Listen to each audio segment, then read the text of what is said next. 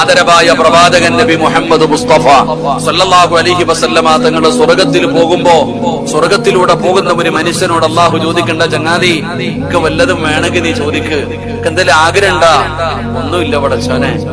അള്ളാഹുവെ, നീ പരലോകത്ത് വന്നപ്പോ എല്ലാവരും പേടിച്ചു വിറച്ച് തലതാഴ്ത്തിയിരുന്ന ദിവസം നീ എന്റെ മുഖത്ത് സന്തോഷം തന്നു.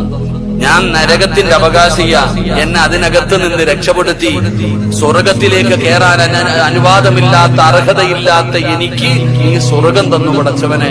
ഇത് മതിയല്ല, എനിക്കിതിനേക്കാളും എന്താ വേണ്ട പടച്ചവനെ? അൽഹംദുലില്ലാഹ്. അല്ല പിന്നെയും ചോദിക്കുന്നു, നിനക്ക് എന്തെങ്കിലും വേണമെങ്കിൽ ചോദിക്ക്, എന്തെങ്കിലും വേണമെങ്കിൽ ചോദിക്ക്.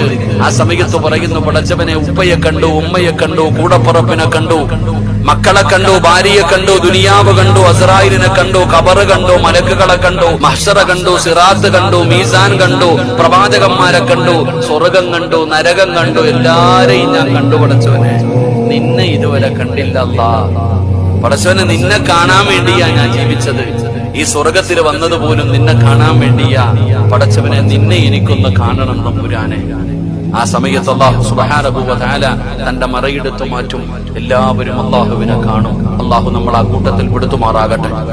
അല്ലാഹുവിനെ കണ്ടുമുട്ടുന്ന ഭാഗ്യവാന്മാരിൽ അല്ലാഹു നമ്മളെ പെടുത്തുമാറാകട്ടെ. ഉറക്കപ്പുറപ്പെടുത്തുമാറാകട്ടെ.